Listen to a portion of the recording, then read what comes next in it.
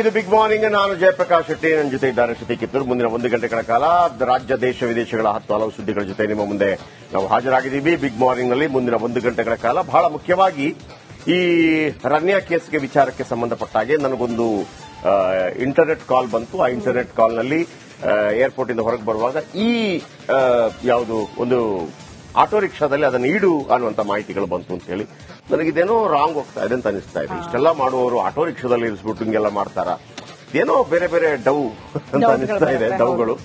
ಆದ್ರೂ ಆಕೆ ಏನ್ ಹೇಳಿದಾಳೆ ಅನ್ನೋದನ್ನ ನಿಮ್ಮ ಮುಂದೆ ಹೇಳ್ತಾ ಹೋಗ್ತೀವಿ. ನಂಬರ್ 1. ಎರಡನೇದು, ಈಗ ರಂಜಾನ್ ಆಯ್ತು, ಇನ್ನು ಬಕ್ರೀದ್ ಎಲ್ಲ ಬರುತ್ತೆ. ಬೀಫ್ ಮಾರಾಟಕ್ಕೆ ಅನುಮತಿ ಕೊಡಿ ಅಂತೇಳಿ ಜಮೀರ್ ಅಹಮದ್ ಕೇಳಿದಾರಂತೆ. ಅವರಿಗೆ ಅನುಮತಿ ಕೊಟ್ರೆ ನಾವು ಏನು ಹಂದಿ ಮಾಂಸ ಮಾರಾಟ ಮಾಡ್ತೀವಿ ಅಂತ ಹೇಳ್ತಾ ಇದ್ದಾರಂತೆ. ಇದು ಒಂದು ರಾಜಕೀಯ ತಿರುವುಗಳನ್ನೆಲ್ಲ ಪಡ್ಕೊಳ್ಳುವಂತ ಸಾಧ್ಯತೆ ಇದೆ. ಹಾಗಂತ ಕಾರಣಾತ್ಮಕವಾಗಿ ಬೀಫ್ ಮಾರಾಟಕ್ಕೂ, ಕಾರಣಾತ್ಮಕವಾಗಿ ಹಂದಿ ಮಾಂಸ ಮಾರಾಟಕ್ಕೂ ಅನುಮತಿ ಇದೆ, ನೆನಪಿಟ್ಕೊಳ್ಳಿ ಆಯ್ತಾ. ಅದರ ನಂತರ ಮಾತಾಡೋಣ. ಆಮೇಲೆ ಕರಾವಳಿಯಲ್ಲಿ ಅಕ್ರಮ ಪಿಸ್ತೂಲ್ ಮಾರಾಟ ಜಾಲ ಪತ್ತೆಯಾಗಿದೆಯಂತೆ. ವಾವಾ. ಆಮೇಲೆ 23 ವರ್ಷಗಳ ಬಳಿಕ ಅಪ್ಪು ಸಿನಿಮಾ ರೀ ರಿಲೀಸ್ ಆಗ್ತಾ ಇದೆ.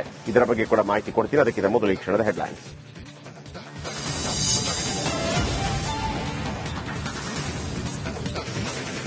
ಇಡಿ ಬಲೆಯಲ್ಲಿ ಗೋಲ್ಡ್ ಸ್ಮಗ್ಲಿಂಗ್ ಲೇಡಿ. ಇಂದು ರನ್ಯಾ ಜಾಮೀನು ಭವಿಷ್ಯ. ಯಾವುದೇ ಕ್ಷಣದಲ್ಲಾದರೂ ಸಿಬಿಐನಿಂದ ಬಾಡಿ ವಾರೆಂಟ್.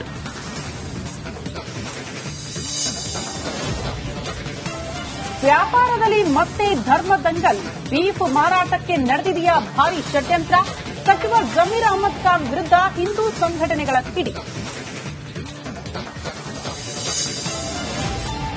ಕರಾವಳಿಯಲ್ಲಿ ಅಕ್ರಮ ಪಿಸ್ತೂಲ್ ಮಾರಾಟ ಜಾಲ. ಮಂಗಳೂರಲ್ಲಿ ಆಕ್ಟಿವ್ ಆಗಿದೆಯಾ ಪಿಎಫ್ಐ. 40 ಲಕ್ಷ ಮೌಲ್ಯದ ವಸ್ತುಗಳು ಜಪ್ತಿ. ತ್ರಿಭಾಷಾ ಸೂತ್ರಕ್ಕೆ ಸ್ಟಾಲಿನ್ ಹೊಸ ಸೆಡ್ಡು. ಬಜೆಟ್ನಲ್ಲಿ ರೂಪಾಯಿ ಚಿಹ್ನೆಯನ್ನ ಕೈಬಿಟ್ಟ ತಮಿಳುನಾಡು. ಸಿಎಂ ವಿರುದ್ಧ ವಿಪಕ್ಷಗಳ ಭಾರಿ ಸಿಟ್ಟು.